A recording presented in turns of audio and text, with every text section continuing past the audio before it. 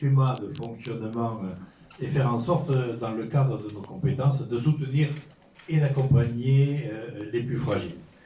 Ainsi, dès le début de la crise de la Covid-19, avec mes collègues élus des 14 communes, je profite pour le saluer et remercier de la filière des commerces, nous avons fait le choix de nous mobiliser fortement pour l'économie locale.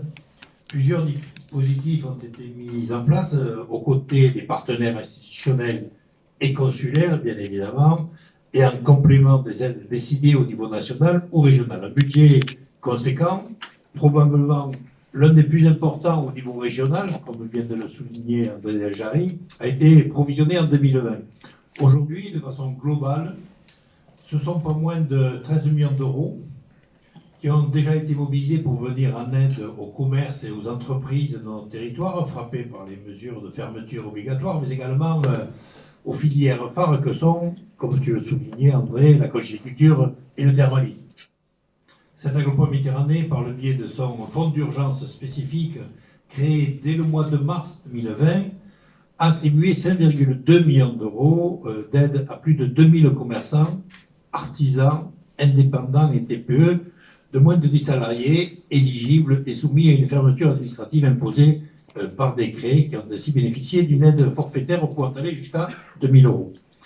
Comme il s'y était engagé, l'Agropole a contribué en 2020 et poursuivra sa participation cette année au fonds de relance régional local en faveur du commerce, de l'artisanat, du tourisme, de la culture et de l'événementiel pour subventionner les investissements permettant de promouvoir et faciliter l'accès des commerces aux technologies numériques, la vente en ligne, mais ça, Jean-Guy Majorel va vous en dire un mot tout à l'heure, le site web, les systèmes de gestion de commandes, les systèmes de paiement sécurisés, les livraisons à domicile, j'en passe, avec une enveloppe de 5 millions d'euros quand même. Enfin, en lançant dès la réouverture des commerces en décembre dernier, 2 opérations commerciales, Cityfolis et Topolis, pour stimuler à travers près de 220 000 euros de cagnotage, comme il a été dit, la consommation auprès de 1900 commerçants et artisans des cœurs de ville. L'Agropole, en partenariat avec la CCI, l'Office de commerce Archipel de Thau et le département de l'Hérault et la région Occitanie, a permis de générer 1 200 000 euros, 241 000 euros même précisément, de retombées directes, comme le président de Jarry vient de vous le dire, pour les commerçants ainsi que pour les consommateurs par le biais de l'utilisation de l'application mobile Kitis. Ces 2 actions, Cityfolis et Tofolis, s'inscrivent dans un ensemble plus large d'initiatives menées ces dernières années, toutes tournées vers le même objectif, le consommer local. Et c'est ce mot d'ordre qui a notamment poussé à la création de l'Office de commerce Archipel de Thau, qui réunit élus, associations de commerçants et représentants des chambres consulaires, et qui, présidé par Jean-Marie Sevestre, pour lequel j'ai une pensée très amicale et affectueuse. Et c'est ce mot d'ordre qui guide la réflexion que nous menons aujourd'hui pour favoriser l'intégration des nouvelles pratiques numériques et donner de la visibilité au tissu économique local en répondant aux nouvelles attentes des citoyens. Le click and collect, la vente et le paiement en ligne, la livraison à domicile, pour ne citer que quelques exemples. On le voit quand même, cette année, la vente en ligne a augmenté de plus de 24%, me semble-t-il, alors que les opérateurs de vente en ligne et les plateformes de vente en ligne, elles, n'ont augmenté que de 8%.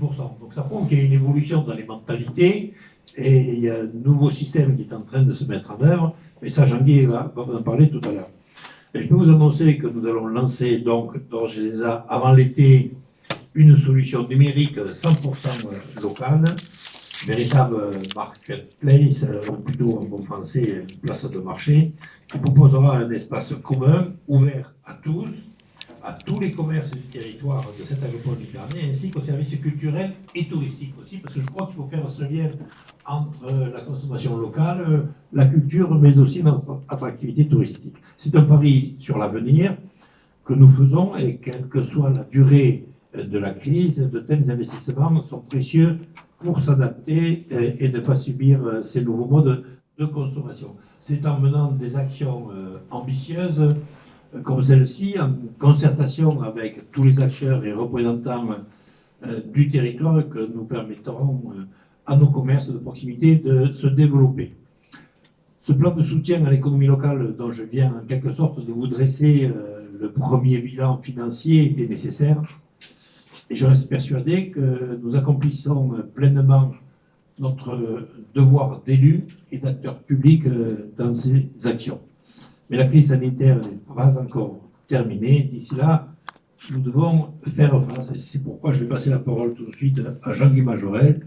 T'inquiète pas, je suis vacciné, j'ai passé du gel, je peux te passer le micro.